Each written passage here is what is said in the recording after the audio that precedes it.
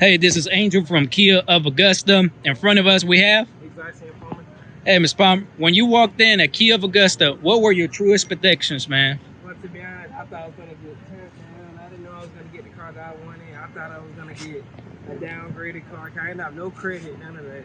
And I thought I was going to get a pre-owned car, something I didn't like, probably something just to get me around. But I actually got a 2020 Kia that drives really nice, and I actually like the way it feels.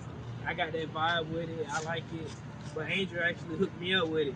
There you go, man. On a scale from 1 to 10, 1 being the worst, 10 being the best, what would you rate the service that Angel provide you, his knowledge, and the team here at Kia of Augusta?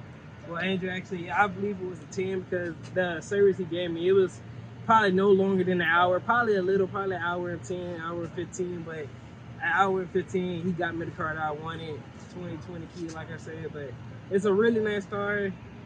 Probably check him out next time. There you hear it, man. I'm here, Angel Kia of Augusta. We're making it happen here at the team with Kia of Augusta, man.